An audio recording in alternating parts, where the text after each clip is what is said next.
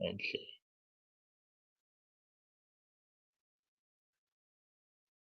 Just got home, going to make some food. Okay.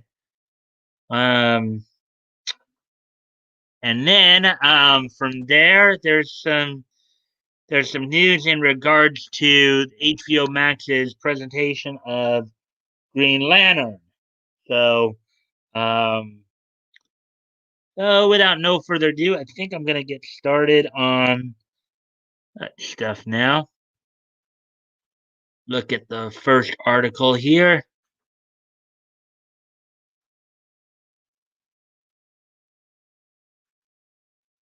There you go, right there. Um,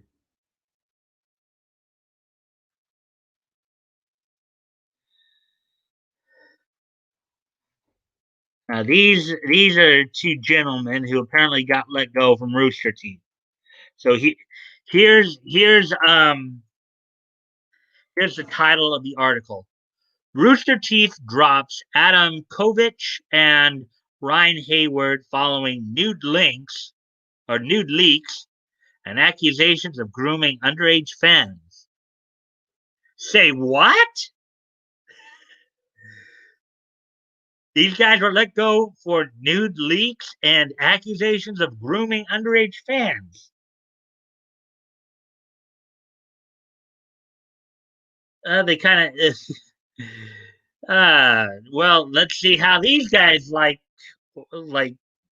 like having this happen to them. Unless, of course, it's true.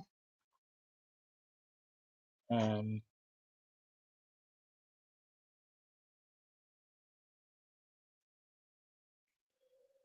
RT is trash. Hopefully, they go. Yeah, at the rate they're going, I think they will go bankrupt. And on at the rate they're going, I think that's exactly where they're going to end up.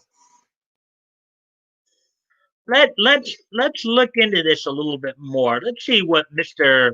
Kovich and Mr. Haywood did exactly to garner this publicity.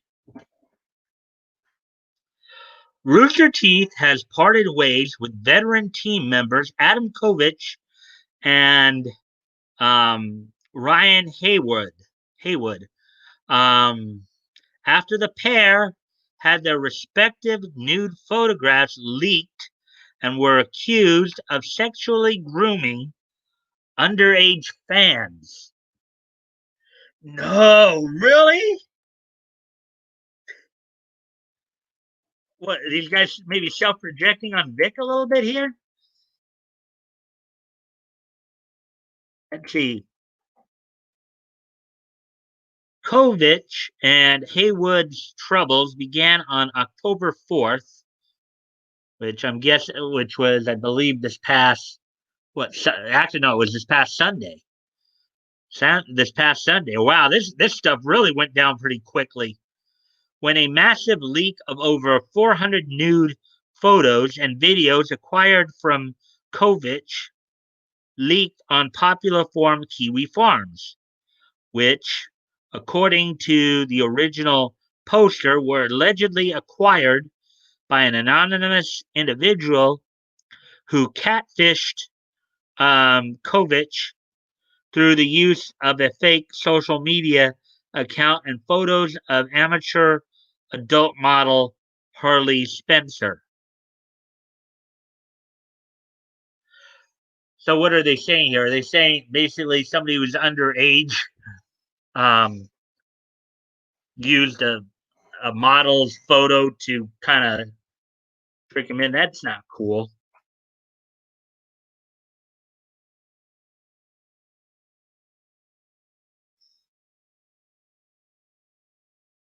Okay. Scenes depicted in the leaked media include um, Kovich filleting sex toys,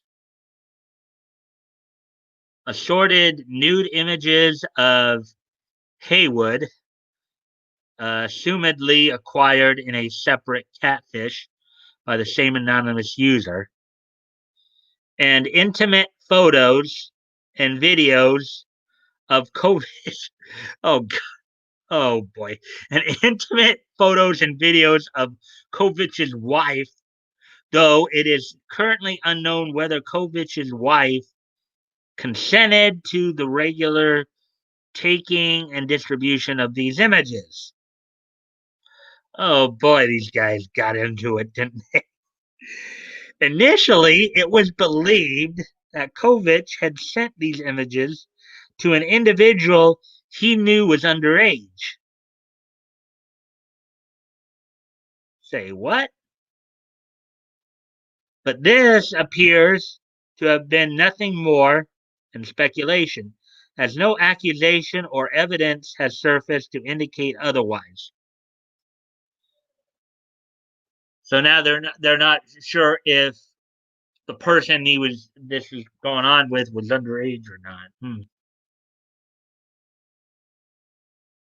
I'm guessing that's a photo of Kovic and his wife right there. He's not that bad looking under the right circumstances. I'm sure many of us would probably wouldn't mind seeing naked pictures of her.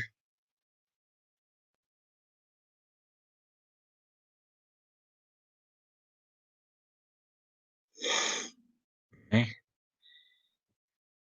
However, this would not be the case for Haywood, as following the leak of these images, two women came forward and claimed that Haywood had willingly and knowingly engaged in sexually charged communications and actions with underage fans.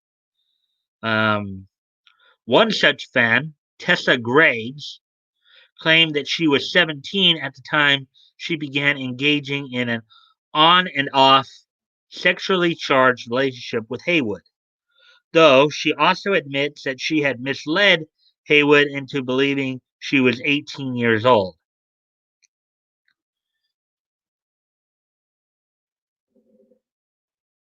Okay. But even if she was 17 at the time, the only thing is that in some states that is actually age of consent. Like in Texas, which is where he's from, the age of consent actually is 17. And I'm guessing this is the photo that she's sharing with everybody. Excuse me for a moment while I go off camera for a moment here.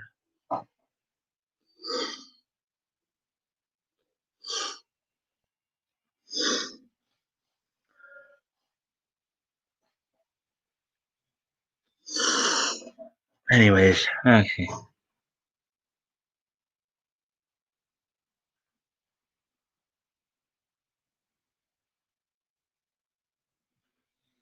Okay.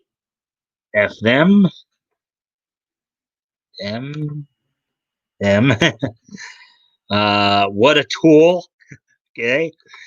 Hope she left him. Who, the wife of Kovic? Kovic?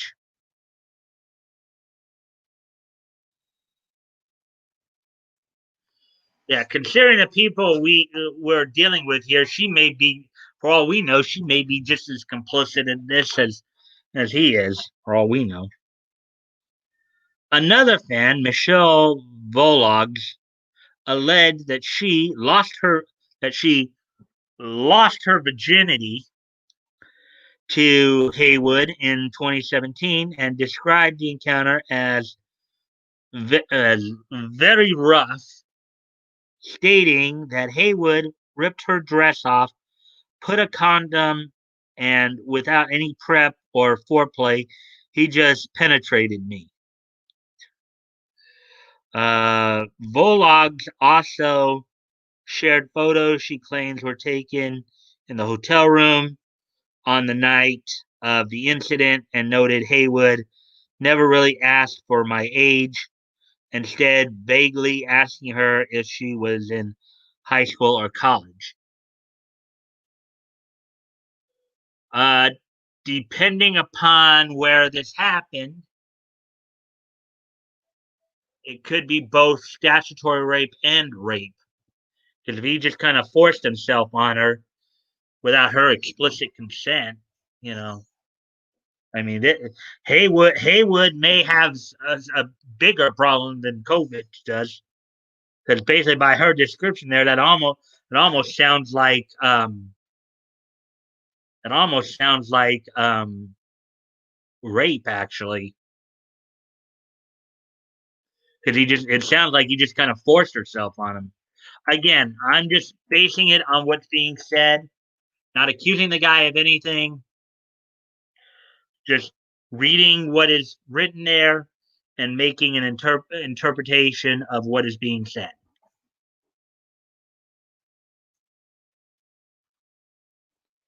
Let's see. So, just so we're clear, the guy did, even if he is a tool, as anonymity just said, he does deserve his day in court. Yeah. You mean a simp looking dude doesn't know how to treat a woman? Ha ha ha, surprise. If you mean Ryan Haywood, I mean, I think he's not just a simp. He's an idiot if he actually did force himself on her. And I guess there's a video out there if you want to go watch it called What You Need to Know About Ryan Haywood.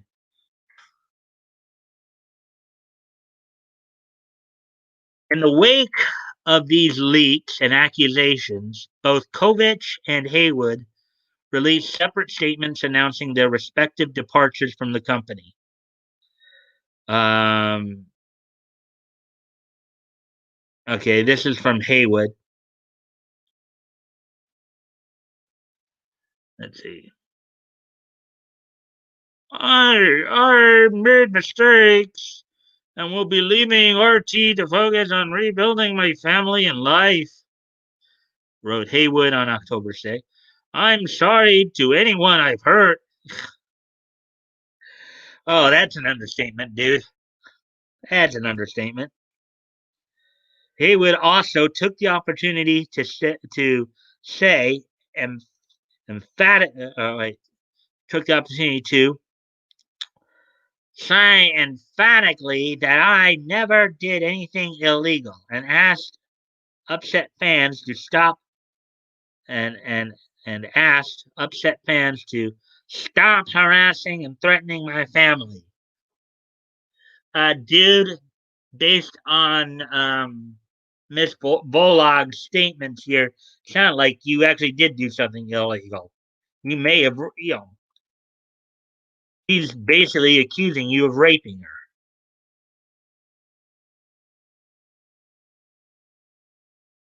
And then there's a tweet from Ryan Haywood, aka Ryan. Oh, interesting Twitter handle there. Ryan the Twit. Right. He is a twit. Okay, so maybe he is a simp.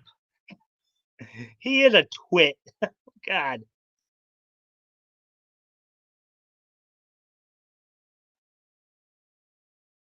Yeah, but RT employees have a bad track record. Just saying. What are you trying to suggest there, anonymity? That that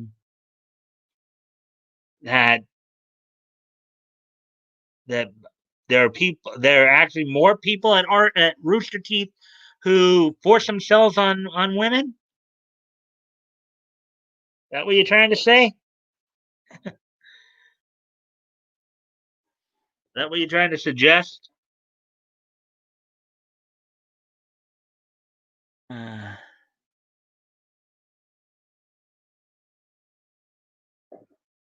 in a statement released on October 8th, yesterday, Kovich admitted that he had destroyed long friendships and upturned the life of the most incredible woman I know through his infidelity, and informed fans that he would be stepping away to get help, salvage friendships, and above all else, restore the life I have damaged. Yeah, well, dude, why are you leaking nude photos of yourself to begin. Why are you even putting them on the internet so they can be leaked?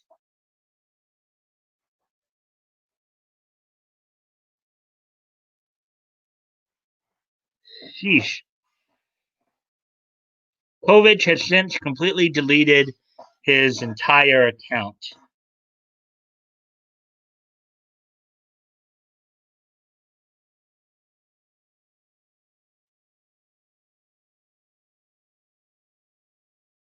I guess somebody archived this. Um,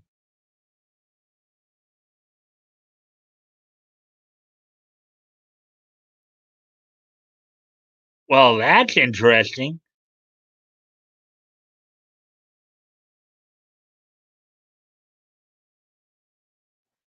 Three, basically, according to that right there, 3:40. That's 3:49 a.m. tomorrow.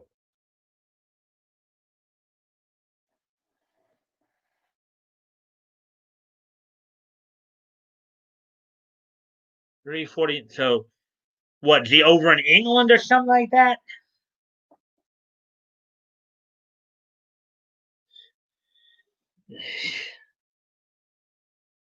Is somewhere over the Atlantic Ocean?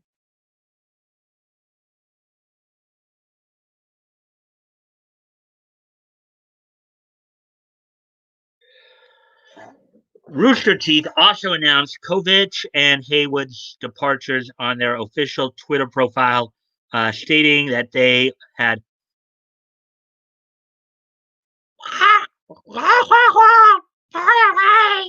with two employees whose conduct did not reflect the bias we strive.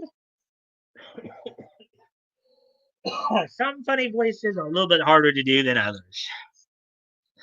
To uphold our code of conduct.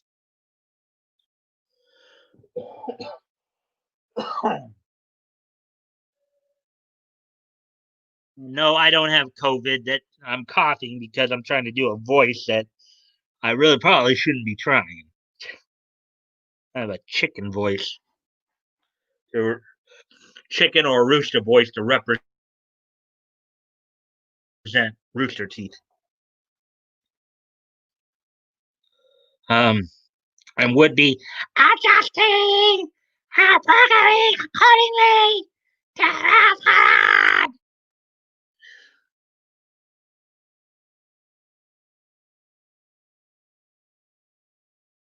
Now, saying they deserve their day in court, but in but I don't. I guess you're saying I don't believe them dudes at all.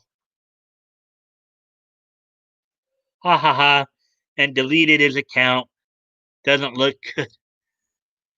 Dude's probably trying to. He comes from a company called Rooster Hit, or I'm sorry, Rooster Teeth. But I get more the impression he's about to act like an ostrich. I'm sorry, he's about to act like an ostrich, about to go stick his head in the ground somewhere.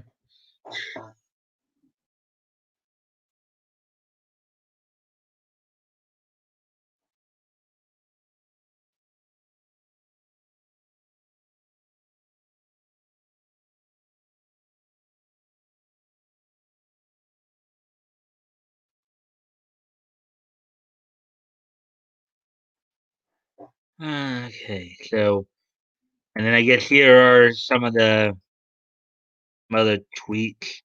Here's I guess another couple of tweets from Rooster Teeth.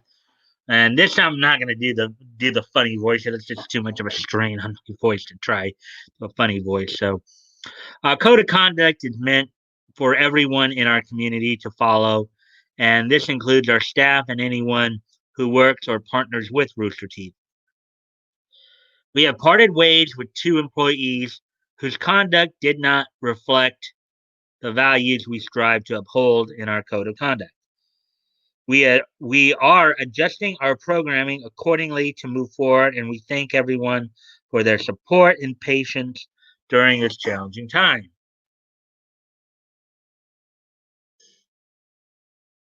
Um, These events have also prompted responses from various other Rooster Teeth employees, which have since been collected in an ongoing thread on the Rooster Teeth subreddit.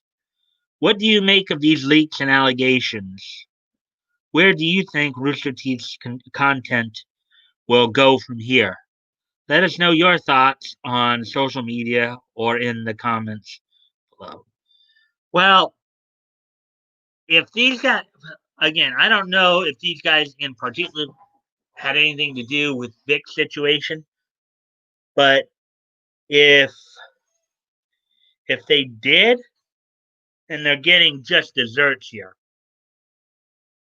They sat there and crucified Vic for nothing, and now they're getting a taste of what you know of that type of behavior. If they now, I don't know if they did or not, but um, a lot of times though, this stuff just ends up being a lot of self projection. Let's see. Hopefully, their content goes down the drain, so no one has to see it. Well, I haven't heard of anything like aside from probably their own website. I don't know. Like, I do know they did have some stuff on. I know they did have some stuff on on Toonami like a year ago, but that's but they haven't had any new things for Toonami or anything like that. So excuse me again.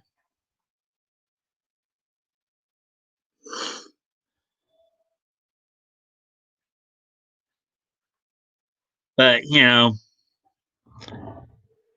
it just goes to show you, though, that sometimes when you engage in that type of behavior, sometimes it'll come back and bite you in the rear. Now, again, I don't know if these guys specifically were involved in anything having to do with Vic. I hadn't even heard these guys' names before, but they didn't, So I'm guessing they didn't necessarily have anything to say about the whole thing. But the fact that they didn't say anything is just as bad as them saying something because it means that they basically they basically allowed it to happen without calling people out on the carpet for it. So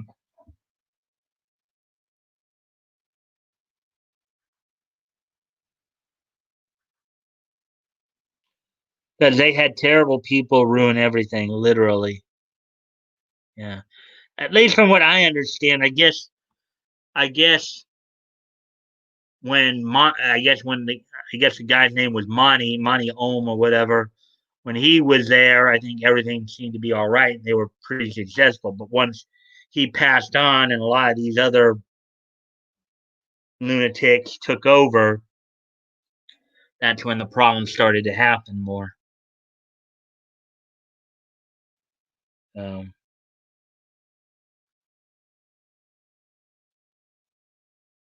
yeah, well, anyways, I think I'm going to move on to the next article here. One about Green Lantern.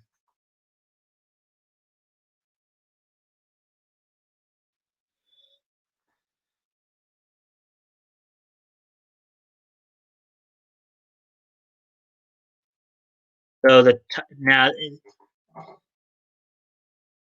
I think that panel right there may be from All American Comics. That may be from All American Comics, be the inset page.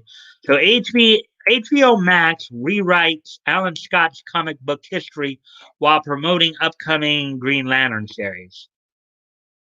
Oh boy, I guess we're gonna have to take a quick peek and see what these ding dongs did to Alan Scott. Now, just in case you didn't know anonymity, Alan Scott is the Golden Age version of Green Lantern. He's not as directly related to the core, as I guess in the comic book and television section of Pounding into Comic. Golden Age, which means he was on Earth 2. He was based on Earth 2 um, in the multiverse. So,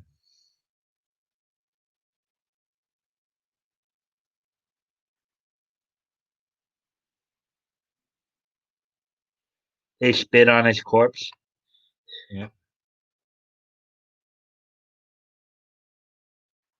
Let me just go off screen for a moment here.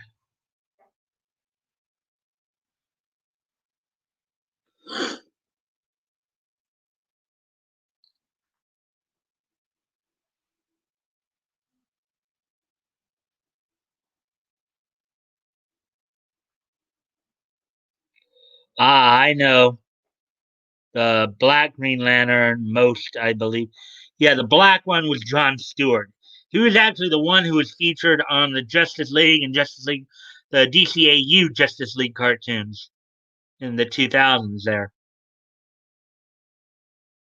So, but Alan Scott, who they're talking about here, was actually from the golden age of DCU. They say Alan Scott is this one over here who has like the red shirt with the Green Lantern symbol on it, with the lantern with the yellow background right there, with the ring on his left finger there with the cape. He's the Green Lantern here with the cape, basically. Um,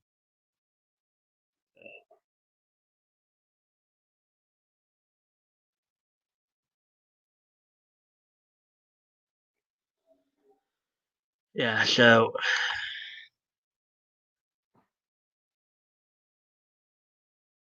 let's get going with this article here and see what they. Oh, okay. I actually skipped past that first line. Okay. HBO Max decided to rewrite comic book history while promoting their upcoming Green Lantern series.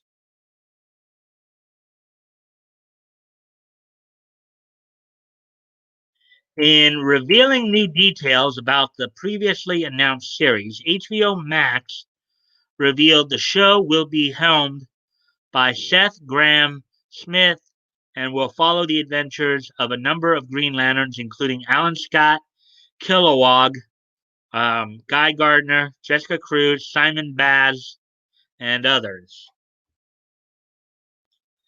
Now, Alan Scott may be kind of a peripheral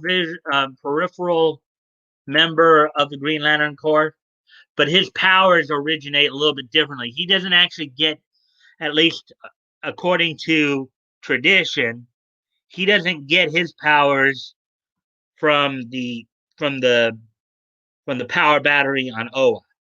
Okay, his lantern and ring were actually crafted from a meteor that was believed that.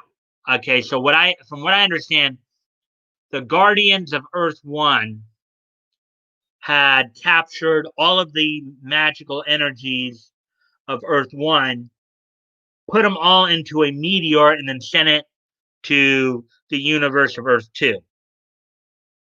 And that meteor would crash land on Earth 2 and would eventually be shaped into like the design of the old train lantern and eventually a ring. So it wasn't the same, it wasn't the exact same energy as the Owen power, slightly different.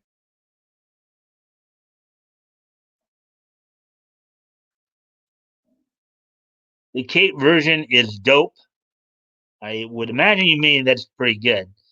Um, I'll be listening in. About to have company. Okay. Okay. Um,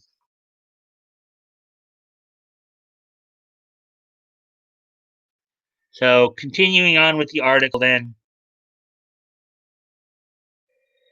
However, in the long line describing the show, HBO Max attempts to erase the history of the first Green Lantern, Alan Scott. As reported by comicbook.com, the logline begins from HBO Max, DC Berlanti Productions, and Warner Brothers Television comes a bold adaptation of the iconic comic book franchise, a saga spanning decades and galaxies. Um, it then tries to erase Alan Scott's history by claiming the character is gay, as seen in the comics Green Lantern.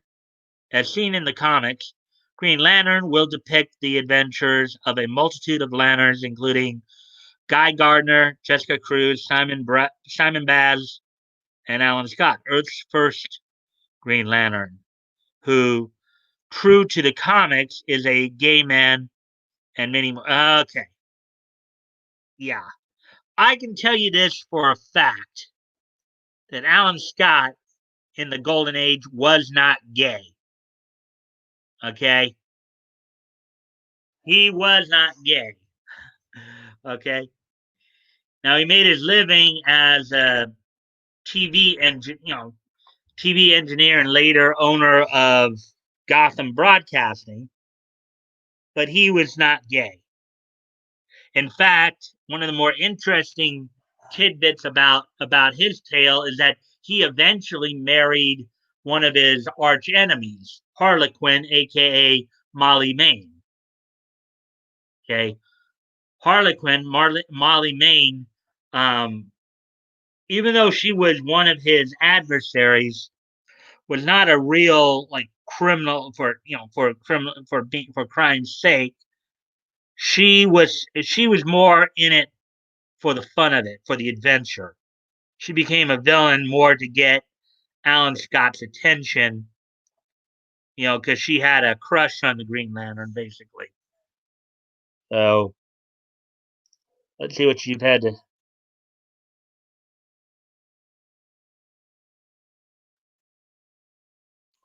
Diversity over character development and story progression is always a failure in my book. Yeah. Yeah, I'm guessing this is a television adaptation of the Green Lantern. I mean, look at how they described it, right? Look at how they described it. Let's go back to that previous statement here. Let me see. Trying to find. Oh, yeah. This paragraph said, as reported by comicbook.com, the logline begins from HBO Max, DC, Berlanti Productions, and Warner Brothers Television comes a bold adaptation of the iconic comic book franchise, a saga spanning decades in galaxy. Yeah. You know that there should be a major, major red flag when you see the word bold in that from these people. Yeah, we're doing something bold. We're gonna make an iconic character gay, so we can push our agenda, so we can have more gay characters and just piss off a lot of fans. That's a real money maker. Yay! Excuse me for a moment.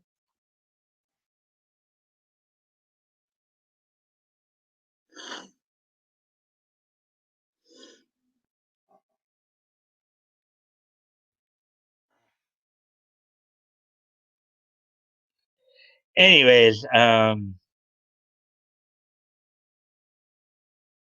I already got that one right there. Back to the article though. The log line concludes the series will also include fan favorites such as Sinestro and Kilowog, and will also introduce new heroes to the ranks of the Green Lantern Corps.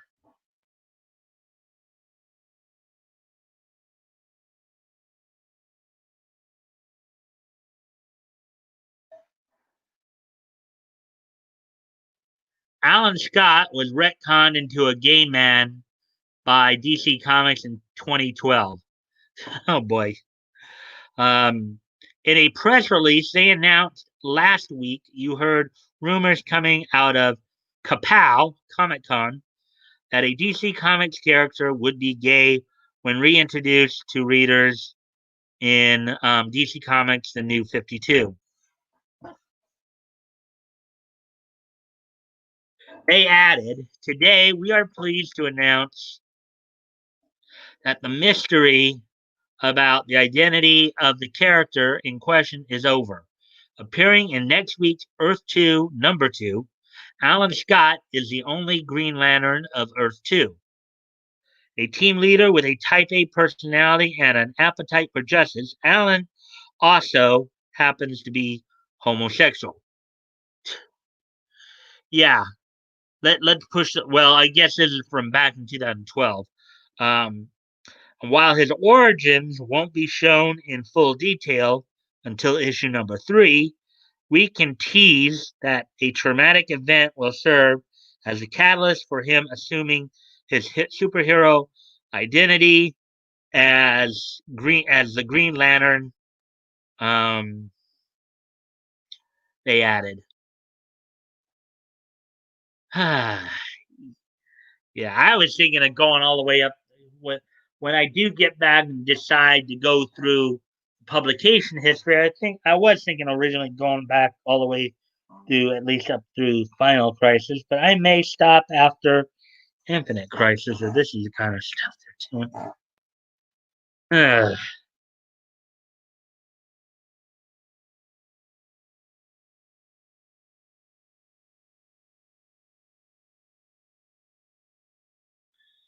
In the press release, they claimed this retconning of Scott's sexuality was a commitment to taking a fresh look at its characters. Of course. Of course. At least when you still had the multiverse, you could somewhat make the argument that it was, they could do this stuff in like an alternate universe. But no, they got to make it part of the main universe. Yeah, way to flip the bird to your fans there, dudes.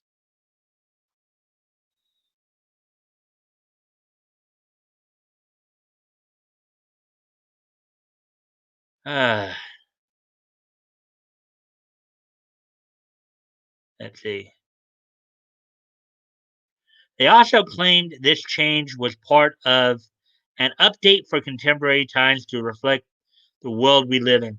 Well, why not just introduce new characters as opposed to taking old ones and just totally just shitting on old characters? I don't remember. I think it was Gardner Fox who may have been the one who created. I don't remember who exactly created Alan Scott, but whoever did's got to be turning over in his grave right now. Um, and the thing is though, here's the thing. They already had kind of a lesbian push of a character a little bit with Wonder Woman. Why they want to do this? But just totally just in the actual comic, Alan Scott is shown kissing Sam Zhao. Um, Scott had previously been a straight man and a straight man for decades. The character was first introduced in All American Comics number 16 by Martin Odell was who created him. Okay. Martin Odell's got to be turning over in his grave right now in 1940. So this is from the July cover of All American Comics. Now this is back in a time when most of the heroes were part of anthology titles. All American Comics was an anthology title. Green Lantern debuted in number 16 here. So look at him; he's right there on the introducing Green Lantern. He's right there on a skyscraper there on the beam. This is also at a time when the heroes were fighting like the mafia and all that. Mafia and more organized crime and actual super villains.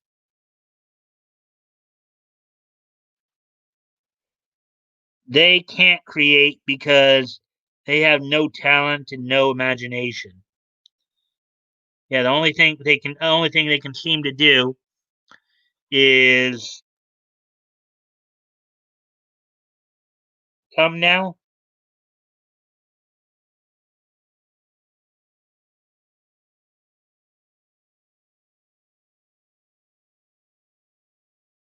Come now.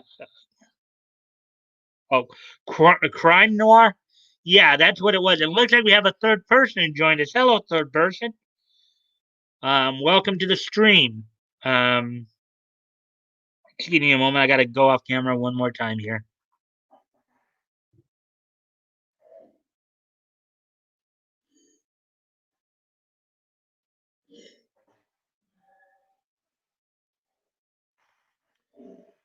Yeah, anonymity. Basically, back in the style of the 30s and the 40s was much of it was crime noir. Even the superheroes. Excuse me again. Sorry.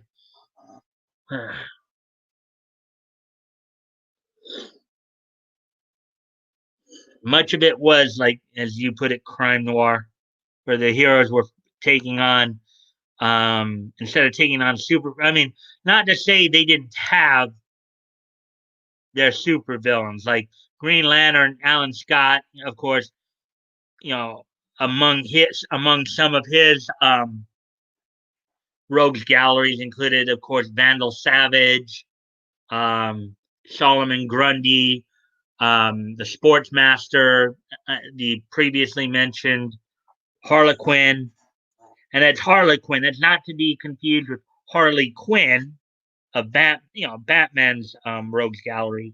No, this is Molly Main with Harlequin, the full spelling of the word.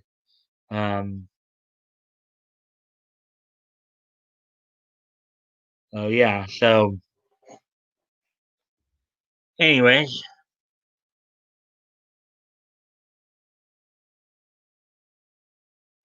and we have three people in. So, third person, if you wish to comment, you're more than welcome to comment. This point, since we're over an hour long, I don't think even though I did have the link up early, I'm not going to repost it just simply because we're already past the hour mark. So, anyways, I'm going to go back to reading article here.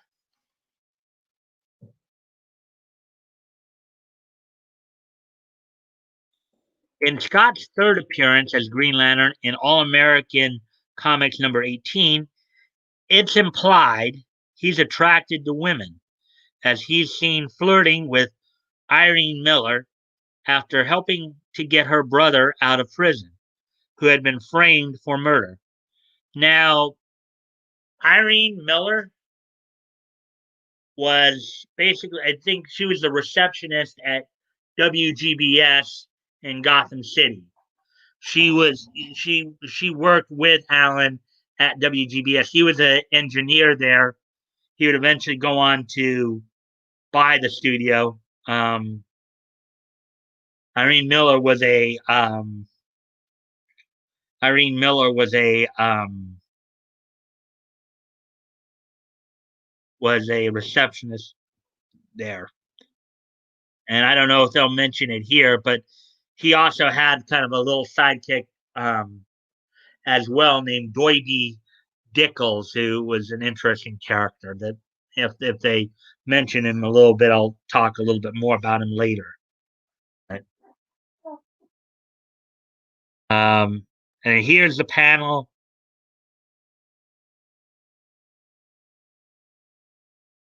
Here's, I guess, one of the panels from.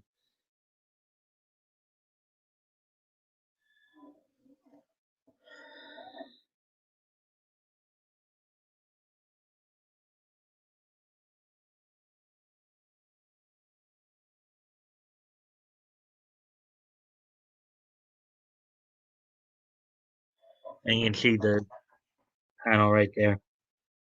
Scott would again show his interest in Irene Miller in All American Comics number 20, so 2 issues later. He tells Irene, "Why not? I like it. And what's good enough for me ought to be good enough for any old Green Lantern." His comment came in response to Irene wondering if the Green Lantern would be attracted to her. And then here's another panel. This is panel from, and then this is kind of a cool thing right here. When you look over the far right here, um, I'll read this. I'll read this one because this is kind of cool. This is the way they kind of promoted comics back then, too. Out of the night appears a fantastic figure. a figure devoted to the stamping out of all evil doers. He is the Green Lantern. Follow his further exciting and weird adventures each month in All American Comics. Now, if you want to go back and look up some, because All American Comics was an anthology title. Green Lantern was featured. Alan Scott was featured in there quite a bit. The Golden Age Atom, Al Pratt was featured in it. Doctor Midnight, Doctor Peter Cross was featured in it. I believe Hop Harrigan, the aviator hero, was also featured in it. So, um, let's see. Before I read the next couple, let's see. Okay. Oh, we have four people in here. Hello. Hello. We have four people in here now. Yay. Hope you're all enjoying the stream so far. Um, I'm just not reposting the link just simply because we're already like well halfway through the stream. So, um, but anyways, moving on. Excuse me.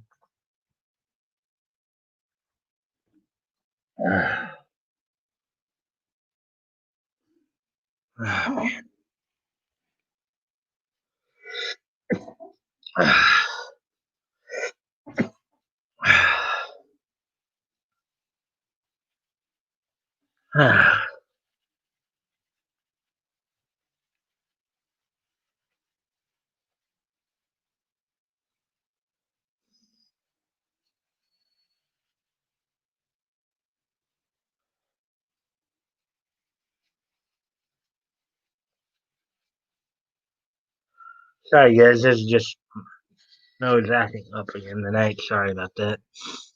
Just figured you guys didn't need to see me taking care of it. I'll be right back. I got to step out of my room here for a couple moments. So you guys are on. Talk to each other if you like.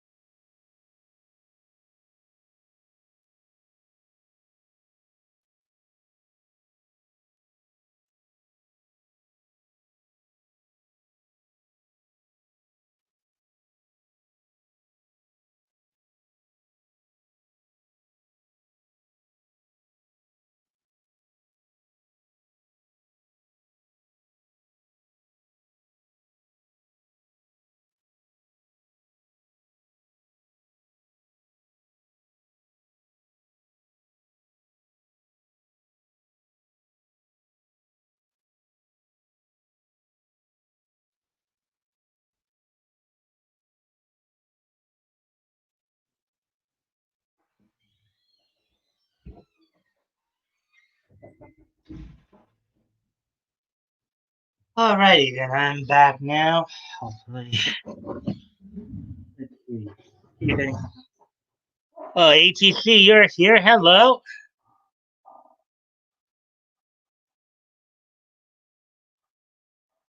Let's see what you have to say. Um, Laugh out loud. I've been lurking since 9:30. So I'm guessing that means 6:30 my time. I've so at least you've heard the stories at least, so that's good. I guess you just didn't want to come in to chat tonight, but I know you said you had kind of low energy of late anyway.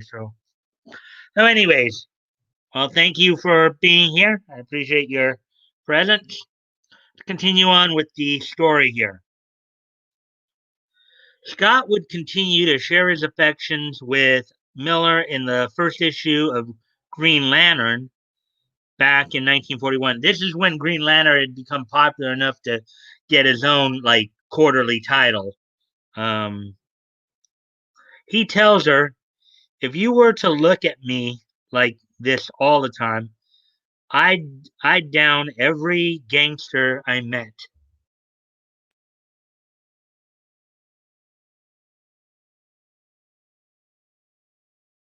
Um, and then I guess here's the panel from it, and this is from I guess the first issue of Green Lantern when he got a solo title in 1941. And many of the characters, that's exactly what they'd first get their runs in the anthology titles for a while, and then if they became popular enough, would actually get their own. Um, they would get their own quarterly titles to start out with, and if, as they became more and more popular, it would go from being a quarterly title to a bi-monthly title to a monthly title. Depending on how. Yeah, I'm editing and doing YouTube project. Okay.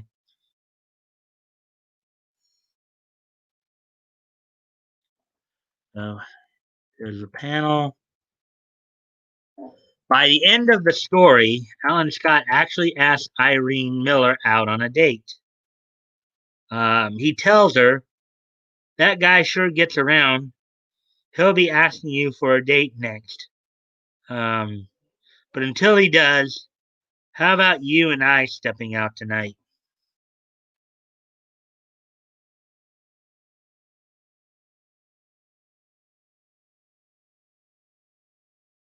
And then here's another panel here.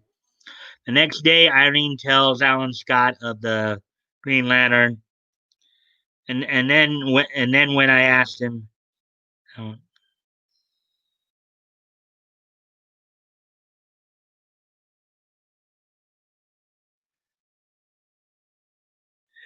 yeah, it's kind of funny. She can't recognize him. She can't recognize the fact that Alan Scott and she's been close enough to both Green Lantern and Alan Scott and can't tell that they're one and the same. That's interesting. And then again over here on the far right there, the Green Lantern will give you the thrill of a lifetime in every issue of All American Comics. Don't miss it. Um, Gotta go off camera again here. Sorry, guys.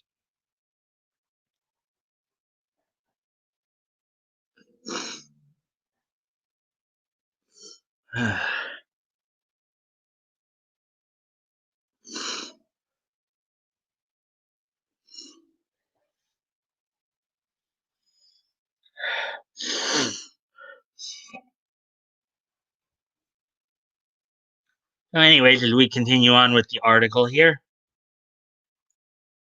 in Infinity Inc. Annual Number One, it would also be revealed that Alan Scott was married and had two children. First, Scott tells the superhero Jennifer Lynn Hayden, aka Jade, that he had been married.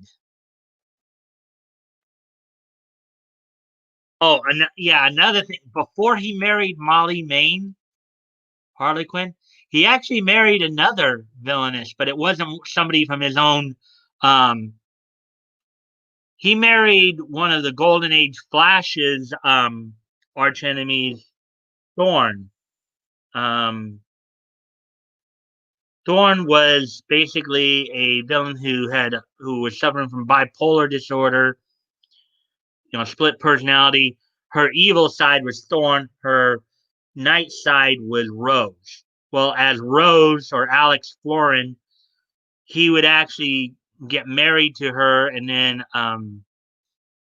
they would actually have twins. Jade was actually one of the twin children he had with Rose, aka Thorn, aka Alex Florin. So there's another little interesting tidbit right there.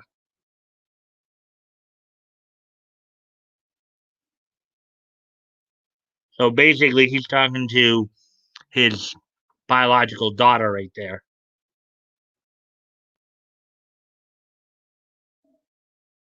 His other son was Obsidian, just to let you know.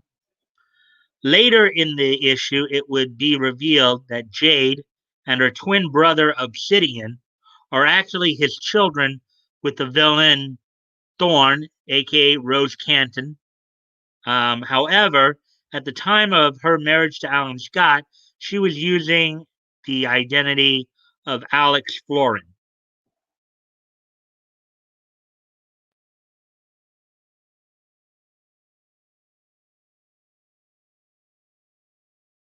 So here it is. Here are some of the panels right here. And yes, back in those days, they did have some pretty interesting scenery there. So while Alan Kahn was retconned into a gay man during DC Comics' entire reboot of their DC universe during the New 52 in 2012, the character has a long history of being attracted to women and expressing it repeatedly. HBO Max, neglecting the fact that Alan Scott was originally a straight man and was retconned by DC Comics in 2012, appears to be par for the course with Hollywood as they try to score woke points with media rather than actually trying to promote good storytelling. This is almost verbatim what you said, anonymity. Almost verbatim what you said a few comments back. What do you make of HBO Max's decision to attempt to rewrite the history of the first Green Lantern? Well, somebody's done some research on that. I'm not overly thrilled about it. You know, as somebody's done some actual research on it, I'm not overly thrilled about it. I'll be quite honest with you there. Um, but yeah, those are the two stories for the night. What time is it now? It's like 1 minute, 1 hour and 18. So we pretty much. Excuse me one more time, guys.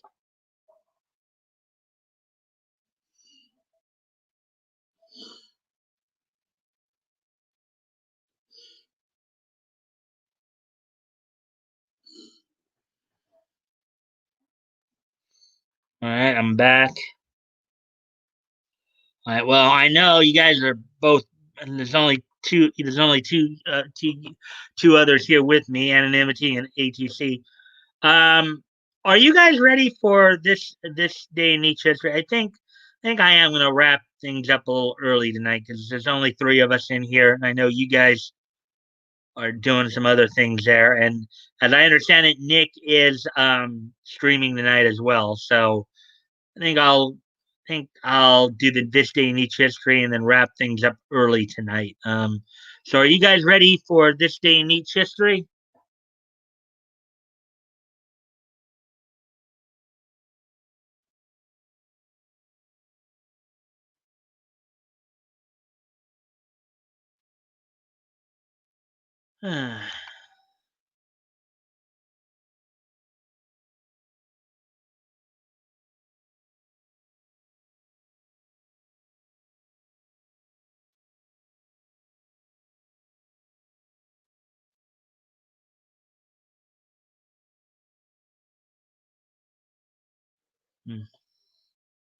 Natural.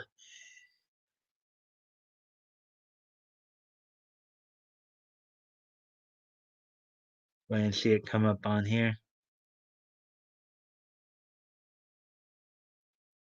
And while I'm waiting for it to come up, just some reviews. 1980, 2005. Also from 2005,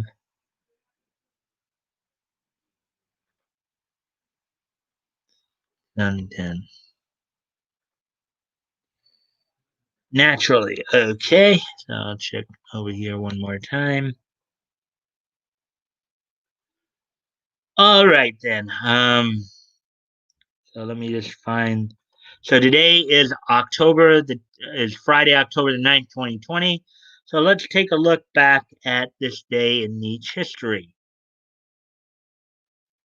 And first off, we're going to take a trip back 40 years ago today to 1980. On this date in 1980, DC Comics would put out on the newsstands the 225th issue of GI Combat. GI Combat was a title that they picked up from Quality Comics. It's it's a basically a title that focuses on the World War II era of Earth 2. Of course, the main feature of this comic was the Haunted Tank, as written by Robert Kanigher, who also wrote some Wonder Woman stories. The two stories that he penned for the 225th issue of Combat were The Next War Starts Tomorrow and the 2-for-1 Tank. Now, what the Haunted Tank was, it was literally a haunted tank. It was a tank that was commanded by I believe he was a Lieutenant Jeb Stewart, and the tank that he commanded was possessed by his grandfather, Confederate General, the ghost of Confederate General J.E.B. Stewart, or Jeb Stewart, James Edward Bryant Stewart, basically, often called Jeb or J.E.B. Um, so that was the haunted tank, which was featured in GI Combat here. The 200. So on this date, 40 years ago today, the 225th issue of GI Combat went on sale on newsstands from DC Comics. So moving on to the next piece of Nietzsche history.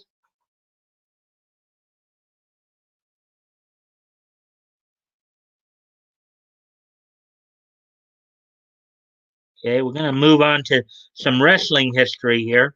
On this date, 15 years ago today, 15 years ago today, from me just double check where it was from the Toyota Center in Houston, Texas. Um, the WWE would hold its No Mercy pay per view. Um, on this on the show, in the main event for this show, Batista would retain the World Heavyweight Championship against Eddie Guerrero. Also on the undercard would include Juventud Guerrera retaining the WWE Cruiserweight Championship over Nunzio, aka Little Guido of Full Blooded Italian fame, from ECW. The Undertaker would be defeated by the father-son duo of the Orton, Cowboy Bob Orton Jr. and Randy Orton. He would be defeated in this handicapped casket match. Another little note on this. So it was reported years later that during, and this is part of the reason why Cowboy Bob Orton was taken off TV and stuff at the time. But it was reported that at this time, Bob Orton Jr., Randy's father, had hepatitis C, and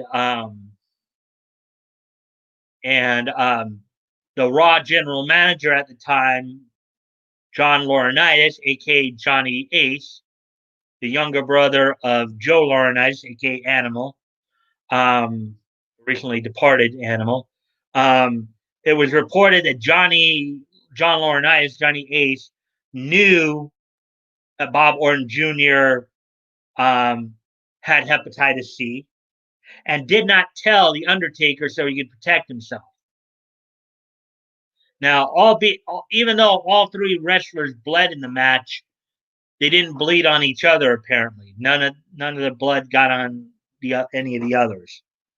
So that was, but But from what I've heard over the years, Undertaker, Mark Calloway was not happy about that, to say the least. And in a business where respect is everything, you don't put the people you're performing with in the ring there endangered like that. I mean, from what I understand, Undertaker was really, really pissed off about that. Anyways, just give me a moment while I have to go off camera again here. Sorry.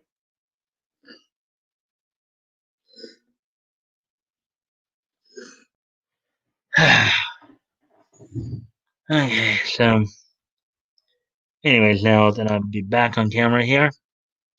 Um, look through one last. Well, actually, I got a couple pieces. Sorry, was only the second piece of niche history.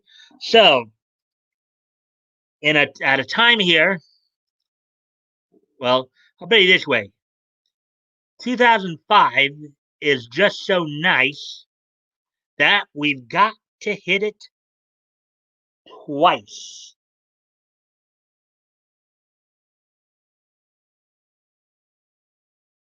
So, because we got another bit of niche news from on this date.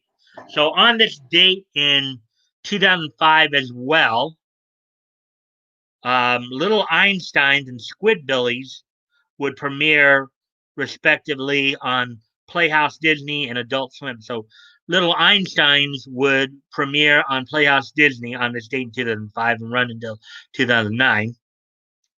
Squidbillies would premiere on this date on Adult Swim, and it's still running to this date, 15 years later. So, 15 years ago today, aside from No Mercy happening, Squidbillies, um, Squidbillies and Little Einsteins would premiere on Little Einsteins on Playhouse Disney and Squidbillies on Adult Swim. They would both premiere on this date in 2015. So moving on from there, I'd be pissed too. Yeah, I'm sure a lot of people would be pissed if you've just gone through a very brutal and bloody battle in the ring with somebody, or with in this case with two people, and then you come to find out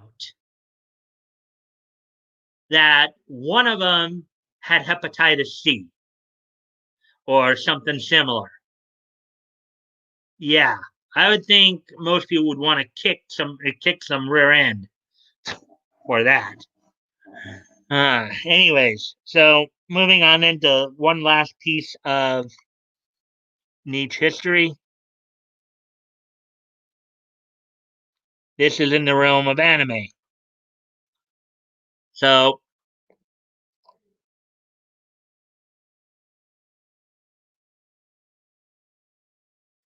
on this date in 2015, which was 2010, on this date in 2010, which was 10 years ago today on TV Tokyo, the anime Fortune Arterial Akai Yasusoku would make its debut on TV Tokyo. The anime Fortune Arterial Akai Yakusoku would premiere on TV Tokyo on this date 10 years ago today. Now, just in case you want to go out, because it's not dubbed, so if you want to go out and try to watch it sub, here's the plot to the anime. Fortune Arterial's story revolves around the male protagonist Kohei Hasekura, who transfers into a prestigious public school in the style of a Western 6 year school encompassing junior high school and high school students. So basically, 7th through 12th grades, basically. The school, named Chushiken Academy, is on an island named Tamatsu Island, um, offshore from mainland Japan. and the only way to get there is by boat. Soon after transferring, he discovers that one of the students in the class next door to his, Erica Sendo, is in fact a type of vampire. So there you go. That's Fortune or Arterial, if you guys want to check that out. So it looks like we did get up to 4, and I know we did have up to 4 people earlier tonight, so that's cool. Would have been nice to have some people in here to chat it up with, but I know some weeks it's not going to be that way. Some weeks, some Fridays, it still will only be me as it is not the rest of the week. That's cool too. Anyways, with all that being said, I am thankful that you guys were able to make it tonight. Glad you joined me for tonight's stream. And I shall bid you guys a good night and a good weekend, and I'll see you on Monday. Bye.